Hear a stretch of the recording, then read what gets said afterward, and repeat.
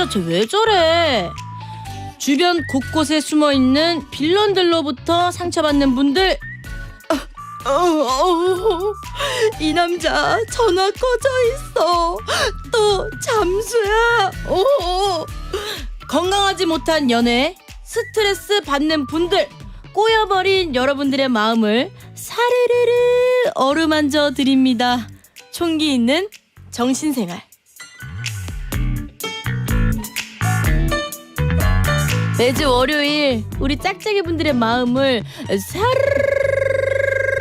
녹여주는 우리 정신건강의학과 전문의 김총기 선생님 모셨습니다. 어서 오세요. 네, 안녕하세요. 김총기입니다. 아니 말을 많이 안 하고 계셨나 봐요. 목이 잠겼네요. 목이 잠겼네.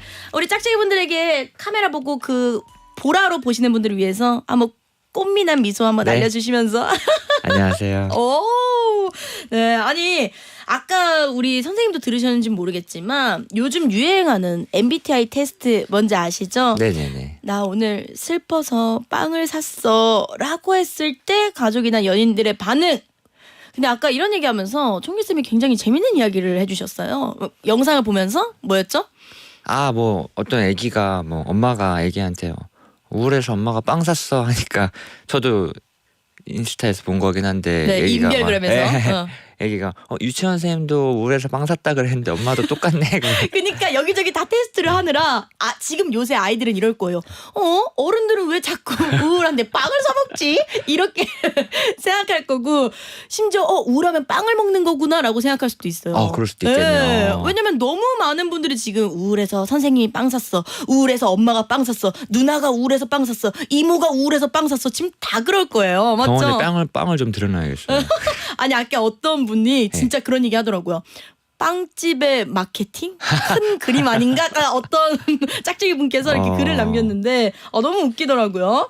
아니 맞다. 총기쌤 저 웃긴 거 하나 있었는데 그 MBTI 그때 안 믿는다고 했잖아요. MBTI 안 믿는다. 안 믿는다기보다는 MBTI가 정확하진 않다는 거죠. 그렇죠. 정확하지 않다라고 했지만 최근에 저희가 다 짚고 넘어가야 되면 최근에 한 독서 모임에 마음을 바라보는 T의 시선이라는 주제로 이야기하고 계시던데요. 제가요? 네. 이게 네. MBTI T 말하는 거 아닌가요? 그쵸, 아니 가수 T는 아닐 거 아니에요. 윤미래 씨 아니잖아요. 가수 T. 본인이 T 좋아했었는데. MBTI는 정확한 거는 아직 사실 모르겠다라고 하고 마음을 바라보는 T의 시선이라는 걸로 강의를 했다. 이거 한번 얘기를 해주시죠.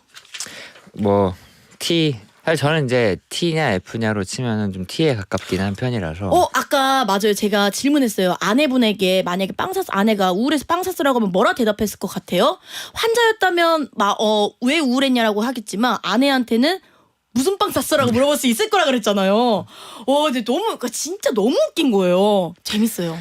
그러니까 와이프가 그렇게 네. 물어보면은 저는 제가 왜 뭐가 우울했어라고 대답해 주기를 간절히 바라지만 네. 그 상황이 됐을 때 뭐라고 대답할지는 잘 모르겠어요. 너무 인간적이지 않아요? 근데 맞죠. 왜냐면 환자들의 치료만 잘해주시면 되는 거고 또 개인 일상에서는 상관없잖아요. 그렇죠. 진료실에서는 환자분들이 일단 마음에 대해서 이야기를 하는 세팅이 되어 있으니까 네. 저도 그런 마음의 준비를 하고 이야기를 듣는 건데 네. 집에서 일상적인 이야기하다 갑자기 그렇게 이야기 나오면은 모르죠. 어떤 저가 나올지. 근데 총기쌤은 볼수록 너무 매력 있으신 것 같아요. 진짜로. 갑자기. 네. 이런 모습이 너무 뜬금없고 너무 매력 있으셔가지고.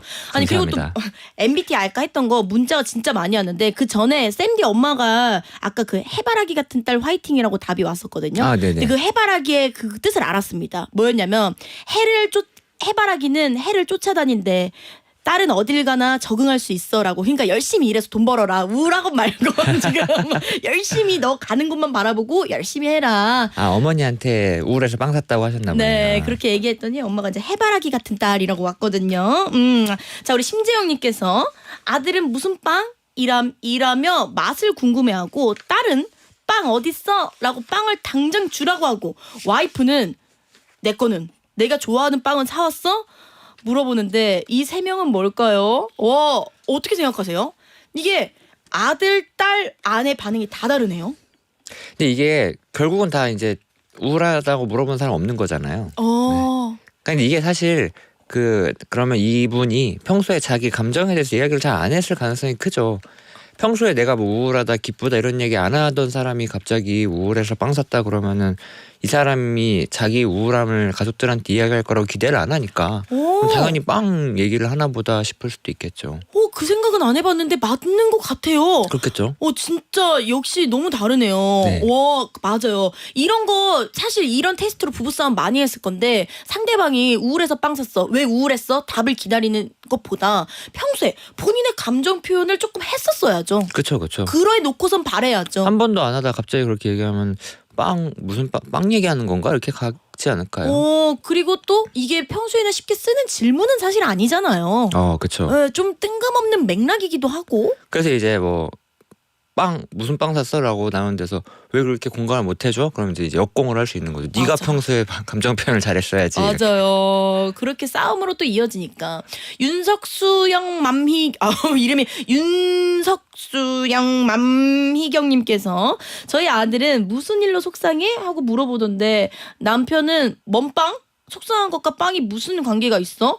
하고 이해를 못하네요. 이렇게 다를 수가. 아들 덕분에 삽니다. 그래도 여기선 남편분도 속상한 거를 인지하고 걱정해 주신 거 아니에요? 속상한 것이랑 빵이 무슨 진짜 궁금할 것 같긴 해요. 그렇죠. 어쨌든 속상하다는 거는 들은 거니까.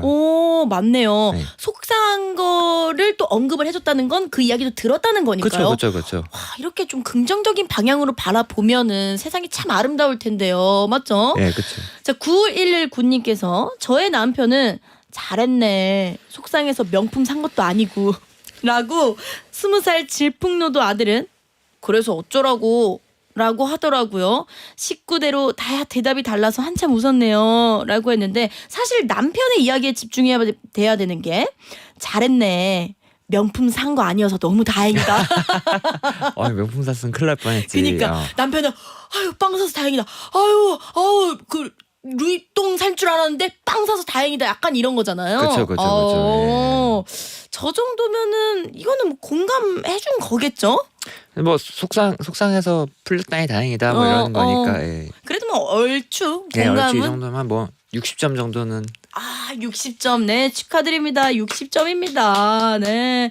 아무튼 이렇게 너무 많은 분들과 그리고 너무 제각각 반응이 다 달라서 너무 재밌고 신기한 그런 테스트인 것 같아요.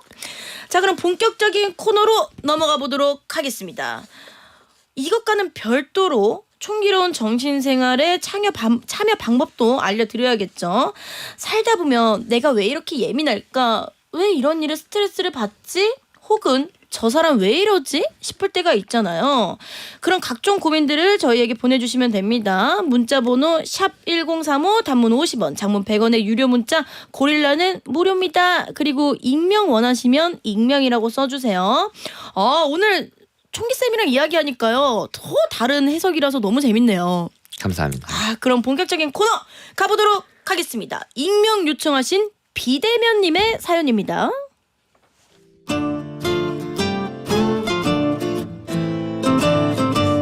얼마 전 제 남동생의 결혼식이었습니다. 저는 동생 결혼식까지는 굳이 싶어서 주변 아무에게도 얘기를 안 했는데 어떻게 알게 됐는지 친구 한 명한테 전화가 왔어요. 야, 이지집에? 야, 너 동생 결혼하는 거 왜 나한테 얘기 안 했냐? 네 동생 결혼식인데 내가 꼭 가야지. 동생이 하객이 별로 없는 편이라 마음이 좀 쓰이기도 했는데 이렇게 먼저 와준다고 하니 참 고마웠죠. 그리고 동생의 결혼식 당일 그 친구는 남편의 애 둘까지 네 가족이 총출동해서 왔더군요. 그리고는 1인당 43,000원짜리 식사를 하면서 축의금은 5만 원만 했더라고요. 그래도 좋은 마음으로 축하해주러 온 거니까 좋게 생각하려고 했습니다. 근데 식사를 마치고 가면서 답례품을 4개나 챙겨갔죠. 또 돈 얘기해서 그렇지만 그게 하나당 15,000원짜리거든요. 야! 우와! 너 이런 거 진짜 센스 장난 아니다. 난 디퓨저 이런 거 너무 좋아하거든. 야, 우리 집 인테리어에 딱이야. 잘 쓸게. 고마워. 사실 저는 이 친구를 참 좋아하는데도 얘가 종종 이럴 때마다 마음이 복잡합니다. 왜냐면 이 친구 잘 사는 편이거든요. 부모님 두부 다 공직에 있으셔서 어릴 때부터 부족함 없이 자랐고 지금도 저보다 훨씬 넉넉하게 잘 살고요. 근데 제 친구는 대체 왜 이러는 걸까요? 닉네임 비대면님의 사연이었습니다. 와, 아니 처음에 의리파인 줄 알았습니다. 얘기를 들었을 때는요. 아니 축하해주러 온 건 고맙지만 5만 원을 내고 가족 4식구가 그리고 답례품 4개까지 이거 어떻게 생각하십니까, 총기쌤? 답례품 4개가 좀 킬포네요. 아니 왜냐하면 답례품이란 거는요 식사를 못하는 분들이 챙겨가는 게 답례품이거든요. 웬만하면 뭐 하객으로 다 챙겨주는 게 아니라면. 그리고 근데, 또 심지어 디퓨저면은 인당 하나씩 챙길 필요가 없는 건데 디퓨저를 4개나 가져가는 건 좀 그러니까요. 수저젓가락도 아니고요. 와 이거 너무 답이 없는데요. 밉상이죠. 밉상. 너무 밉상인 게 답례품 총 6만 원에 식사 한 25만 원 정도 23만 원 정도를 쓰고 5만 원을 냈다는 거잖아요. 그리고 심지어 잘 사는 분이라는 건데 말하는 거를 들어보니까요 꽤 친한 친구 사이인 것 같고 아니 정말 제 머리로는 이해가 안 돼요. 근데 이런 사람도 있잖아요. 많이 있지 않나요? 주변에? 있죠. 꼭 있어요. 네. 꼭 이런 사람들. 근데 보통 가족을 데려와서 밥 먹는 거는 제가 많이 들어도 그래도 10만 원은 내거든요. 뭐 남자친구나 지인들 데려와서. 근데 답례품까지 밥 먹고 다 챙겨갔다는 거는 이거는 제가 진짜 너무 경악스러운 것 같고요. 아니 청기쌤이 보기에 이 친구분의 심리는 뭐라고 생각해요? 이 친구의 심리는 모르죠. 이 친구의 심리는 그 친구만 알 수 있을 텐데 사실은 네. 본인도 잘 모를 것 같아요. 제가 봤을 때는 이 사연자분만 조금 많이 친하다고 생각하는 걸 수도 있고 이 친구는 약간 기회주의자라고나 할까 조금 뭐 그런. 근데 정말 친한 친구들한테도 이렇게 하는 사람들이 있어요. 정말 오히려 편해서? 정말 친한데도 이렇게 하는 경우들은 그러니까 사실은 이렇게 돈으로 마음 상하는 거에 대한 개념이 별로 없을 수도 있긴 하지만 결혼해서 애가 둘이고 그러면 결혼식도 엄청 많이 가봤을 테고 본인도 결혼식을 해봤고 남편이랑 같이 가면 축의금은 얼마 할까 이런 이야기도 하니까 사실 모를 거라고 생각하기는 어렵고 무의식적으로 했을 수 있죠. 이게 상대방의 마음을 다치게 하기 위해서가 아니라 좀 속상함을 느낄 수 있다는 거를 곰곰이 생각해보면 알 수 있지만 무의식적으로 했을 수 있죠.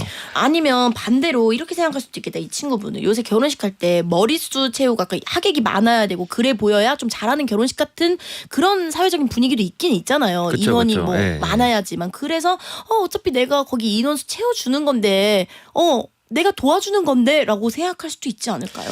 뭐 그럴 수도 있지만 기본적으로는 이렇게 하면 상대방이 속상할 거다라고 알 수 있는 거를 그러지 못하고 행동하는 거는 조금 이건 사실 어려운 개념이긴 한데 용어를 써서 이야기를 해보자면은 투사적 동일시라는 개념이 있거든요.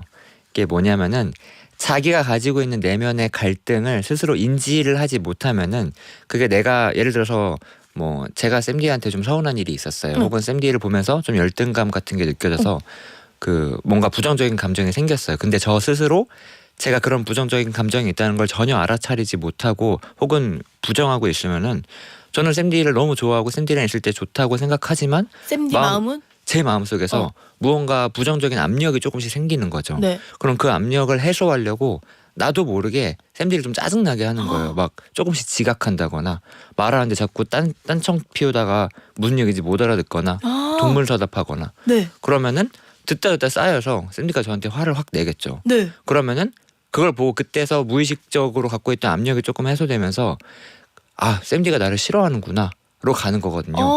사실은 근데 무의식적으로 내가 샘디에 대해서 갖고 있던 부정적인 감정들을 샘디한테 던진 거예요. 대신 느끼게 한 거죠. 투사적 동일시에서 투사라는 게 감정을 던진다는 뜻이거든요. 네. 그러니까 내 감정을 상대방이 대신 느끼게 하는 거니까 이 친구도 사실은 그런 행동들이 상대방을 기분 나쁘게 할 수 있다라는 거를 무의식적으로 인지했다고 한다면은 본인은 모르지만 그러면은 그 이 친구를 보면서 느끼는 막 짜증이나 분노나 서운함 같은 것들이 사실 이 친구가 개인적으로 가지고 있는 내면적인 갈등을 대신 느끼고 있는 거일 수도 있다. 그렇게 생각하긴 해요. 우리 박다나님께서 그 정도면 복수하러 간 거 아니에요? 라고 보내주셨는데 어쩌면 진짜 그런 마음이어서 그랬을 수도 있는 거고 이거 사연자분도 진짜 모르는 거잖아요. 그거는. 그렇죠. 근데 중요한 건 네. 무의식적이라는 거예요. 그러니까 본인은 그런 걸 의도하지 않았다는 거죠. 근데 무의식적인 거랑 의식적인 거랑 좀 다른데 근데 이게 무의식은 상대방이 볼 땐 되게 잘 보이거든요. 그러니까 예를 들어서 정신과 의사들만 상대방의 무의식을 잘 파악할 수 있을 거라고 오해하지만 무의식은 누구나 다 보여요. 네. 예를 들어서 제가 예를 들어서 샘디한테 그렇게 행동하면은 좀 나 열받으라고 일부러 저러나? 저런 생각이 들잖아요. 네. 근데 그거를 상대방한테 너의 무의식 중에 사실 나에 대한 이런 부정적인 감정이 있었어를 전달하는 게 어려운 겁니다. 그거를 이제 하는 전문직이 정신과 의사인 거거든요.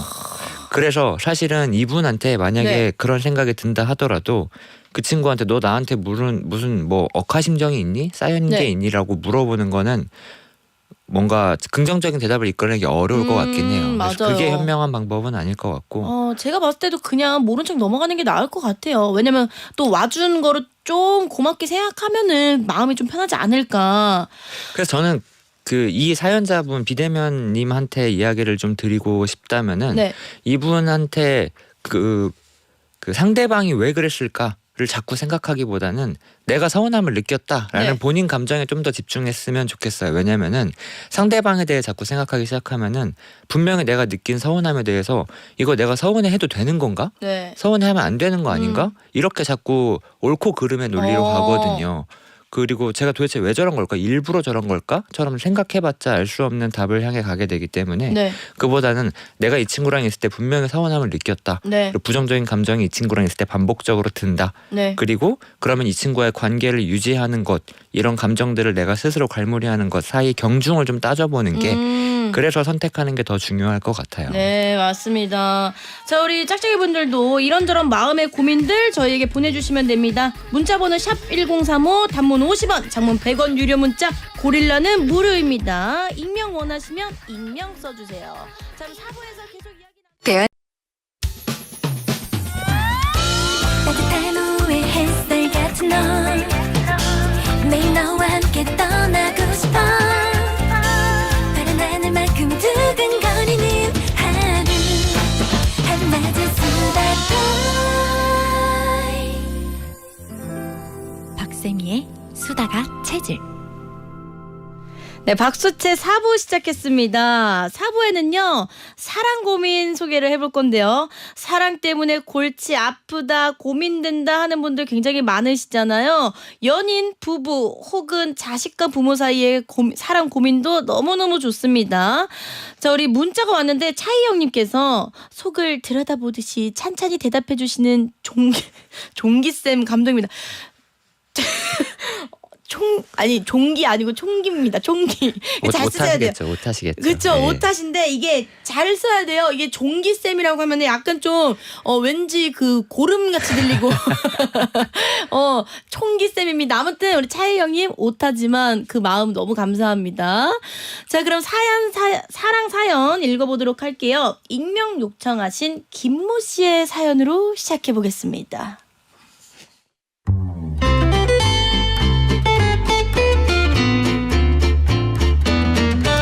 저는 결혼 5년 차이고 아이가 2명 있습니다. 연년생으로 낳아서 지금 3살짜리, 4살짜리 아이들을 돌보느라 정말 정신없이 지내고 있죠. 게다가 저도 올해 초부터 일을 다시 하고 있어서 퇴근 후나 주말엔 좀 쉬고 싶지만 현실은 그럴 수가 없어요. 어린이집에서 아이들 픽업해서 저녁 먹이고 치우고 씻기고 재우고 정말 눈코 뜰 새 없이 바쁩니다.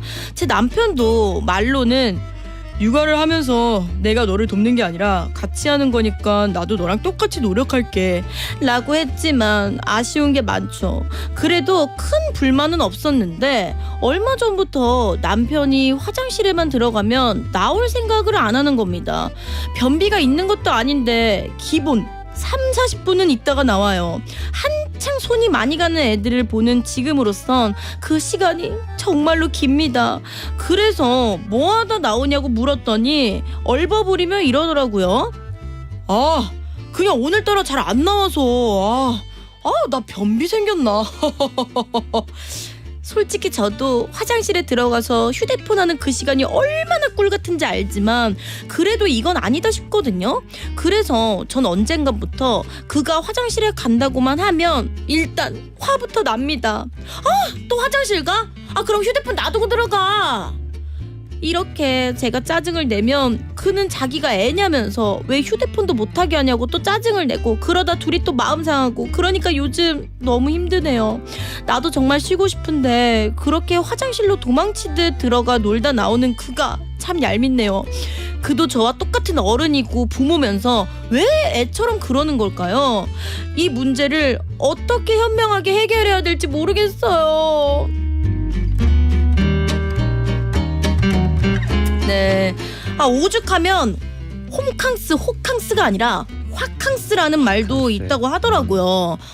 왜냐면 화장실에서 보내는 화캉스를 줄여가지고 심지어 기사도 났다고 합니다. 화캉스라고요? 네, 화장실에서 보내는 그런 호캉스 같은 건데, 실제로 제가 너튜브 피식대학에서 그 서주맘이라는 아내 역할로 했잖아요. 네네네. 거기서 이제 용남이라는 남편에게 이런 걸로 화를 굉장히 많이 냈거든요. 화장실에서 안 나온다고. 뭐 이런 것도 있고, 여행만 가면은 갑자기 누구 친구 불러라, 저기 친구 불러라, 저기 간다, 여기 간다, 갑자기 막 신발끈을 묶질 않나, 안 나오고.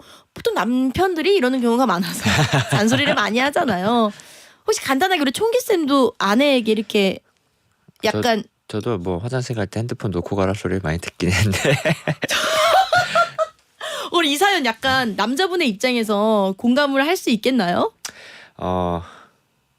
그쵸. 일단 기본적으로 변명을 하자면 네, 우리 총기쌤의 변명, 남편분의 변명 들어갑니다. 30-40분이라고 사연자분도 쓰셨는데 네, 이제 와이프도 30-40분이라는 이야기를 하는데 네. 사실 30-40분인 경우는 별로 없어요. 이제 그럼요. 한 20분, 15분 정도 되는 거죠. 아내분이 느끼기에는 그게 30-40분일 그러니까 텐데요. 그만큼 긴 거죠. 예. 안 나오고 답답하고 지금 해야 될 게 있는데 오. 그리고 좀 꼴 보기 싫고 그래서 기본적으로는 이제 30-40분은 아니다. 와, 총기쌤 지금 얼굴 빨개지셨는데, 네, 근데 맞아요. 근데 사실상 체감상 아내는 아이들을 돌보니까 그 20-30분이 30-40분으로 느껴질 수도 있는 거고. 그쵸. 맞아요. 근데 지금 사연 주신 아내분은요, 나도 힘들지만 부모니까 참는다고 하는 거잖아요. 근데 총기쌤은 아직 아이가 없으시니까 그쵸. 그나마 좀 괜찮은 편인데, 이 집은 아이가 있잖아요. 둘이나 연년생 3살 4살 얼마나 힘든지 아십니까? 그럴 때 어떻게 해야 되는 거죠? 그러니까 이게 그런 것 같아요. 이 사연자분도 화장실에 들어가서 핸드폰 하는 시간이 꿀 같은지 안다고 하셨는데 네. 그렇게 사연자분은 오랫동안 있지 않는 거잖아요. 근데 네. 그게 약간 좀 안타까운 부분이긴 하지만 아무래도 엄마가 아이들을 볼 때 더 많이 챙기고 하게 되는 부분들이 많이 있거든요. 참 모성애라는 그래서 게. 애 둘을 혼자 보는 건 사실 물리적으로 엄청 힘들고 불가능한 부분들이 있는데, 아빠가 화장실 들어가 있으면은 엄마는 어떻게든 애 둘을 그래도 케어하는 거예요. 꾸역꾸역. 그래서 아빠는 내가 화장실에 좀 쉬어도 집안에 뭐 큰 문제가 생기진 않을 거라고 생각을 하는 거죠. 엄마는 그쵸. 그것이 힘들지만. 근데 엄마가 화장실에 들어가 있으면 엄마는 아빠가 어차피 애 둘을 케어를 못할 걸 아니까 내가 빨리 나가야 한다는 조급함이 있는 거죠.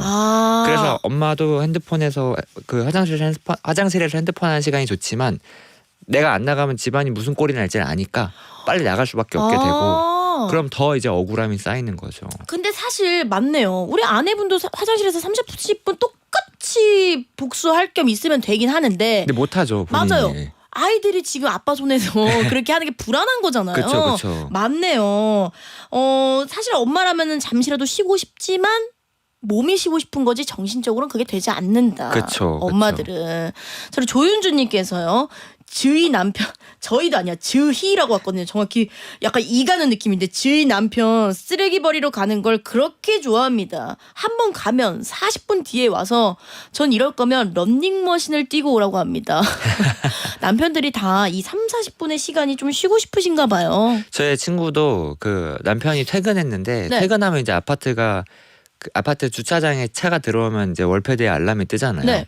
그래서 퇴근해서 차가 들어왔는데 안 오는 거예요. 오! 한참을 안 와서 주차장에 내려가 보니까 차에 앉아서 핸드폰을 이렇게 하느라고 안 올라오고 있었던 거죠.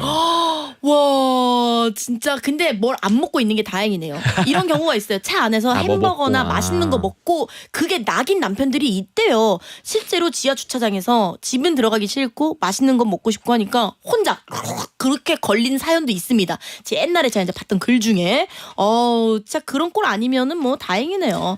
근데 주차장 가면 이것도 그 너튜브 피스대학에서 했던 건데 주차장 가면은 그렇게 이렇게 있는 남자들이 많대요. 시간 때우고 있는. 네, 시간 때우고 있는. 예, 그래서 원래 그러면 안 되지만 시동은 무조건 이제 그런 데서 이제 끄긴 해야 되지만 실제로 이제 켜 있어서 보면은 남편들이 다 안에서 핸드폰 만지고 밥 먹고 나만의 시간을 그렇게 보낸다고 합니다. 우리 조윤주님께서는요, 아닙니다.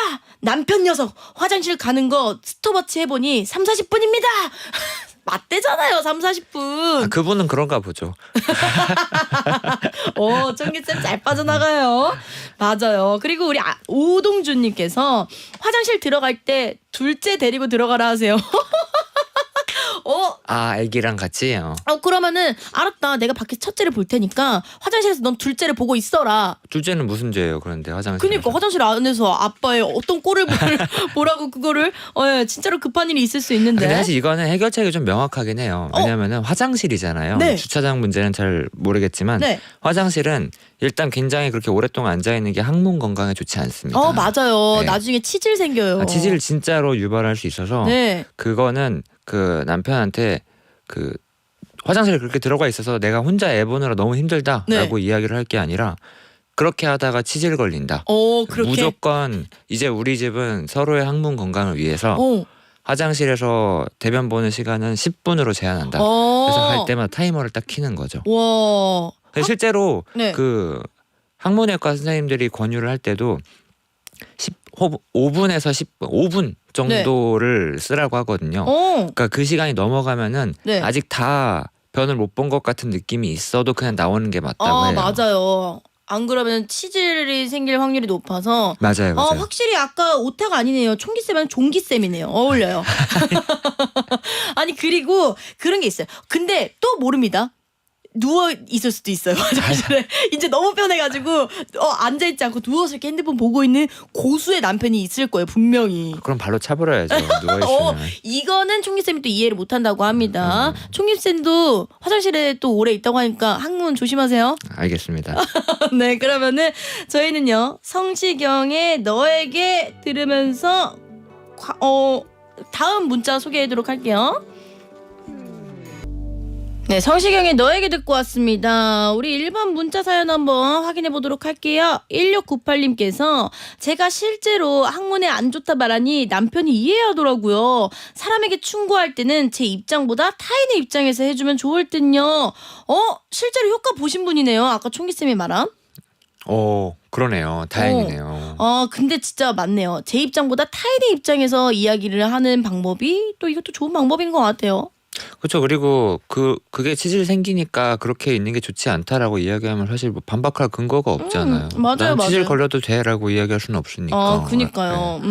저희 정미숙님께서 총기 선생님 가을 겨울만 되면 더 우울해지는데 왜 그럴까요? 저만 그런 건지 궁금해요라고 했는데 사실 이건 노래도 문제예요. 왜냐면은 여름에는 발랄하고 시원한 노래가 많이 나옵니다. 막 봄에는 봄봄봄봄이 왔어요. 여름에는 어떻게 막 하늘은 우리 향해 열려 있어 막 이런 노래 나오고 막 시원한 바닷가. 근데 가을에는 나 가을 타나봐 니네를 스타일 막 이런 노래가 나오잖아요. 일부러 더 유도하는 것 같아요. 가을 타라고. 근데 가을에 우울해지는 사람들이 많으니까 가을에 그런 노래가 나오겠죠, 반대로.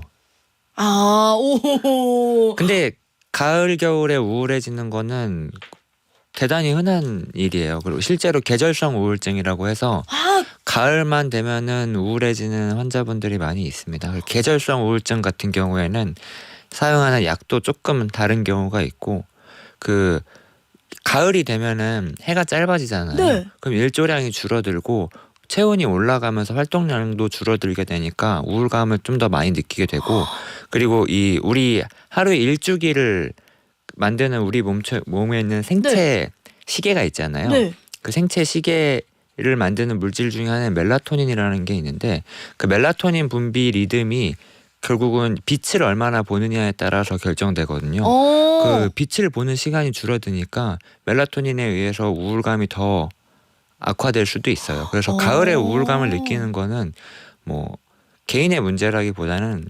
생리학적인 원인이 상당히 많이 작용하긴 합니다. 와, 진짜 그게 과학적인 걸로도 그게 있을 수가 있는 거네요. 그렇죠. 그리고 거기 더해서 이제 겨울이 되면은 겨울은 이제 연말이라는 의미에서도 네. 우울감을 조금 더 많이 유발하긴 해요. 그리고 한 살 더 먹잖아요. 그렇죠. 나이도 먹고 그리고 연말이면 이제 뭔가 좀 한 해를 돌아보고 정리하게 되는데 대부분은 한 해를 돌아봤을 때 이번 한 해 너무 보람차고 즐거웠다라고 네. 이야기하기보다는 한 살은 먹었는데 별로 한 건 없는 것 같고 남들은 다 연말이라고 막 크리스마스라고 행복한 것 같고 하면은 상대적인 박탈감도 느껴지고 맞네요. 가을 겨울에 우울해지는 건 대단히 흔해요. 사실 쌤디도 지금 다가오는 크리스마스랑 크리스마스 이브가 누구랑 보내야 될지 걱정이어서 회사에 막 부탁하고 있거든요. 제발 스케줄 크리스마스 때 스케줄 좀 잡아달라고. 잡아달라고 네. 오히려. 진짜 맞아요. 연말이어서 또 그럴 수도 있겠네요. 자, 우리 1804님께서 저는 긴장을 잘하는 타입이에요. 발표는 물론이거니와 일상 대화 중에서도 긴장을 합니다. 근데 제 아들도 그러거든요. 긴장 덜하는 방법이 없을까요? 이런 고민 굉장히 많죠. 저희 언니도 수전증이 굉장히 심해가지고 발표할 때마다 막 달달달 떨었다고 고민이었거든요. 이거 노력해서 고쳐지나요? 그럼요. 연습을 좀 많이 하면은 고쳐지기도 한 수행 불안 있는 경우에는 네. 이제 그때만 잠깐 그 그러니까 긴장한다는 거는 우리 네. 몸을 이제 긴장시키고 항진시키는 교감신경계가 많이 활성화되는 건데 네. 그럴 때에만 교감신경 톤을 좀 떨어뜨려주는 약을 먹는 것도 도움이 될 수 있고요. 네. 그러니까 그럴 때에만 먹는 약이 있어요.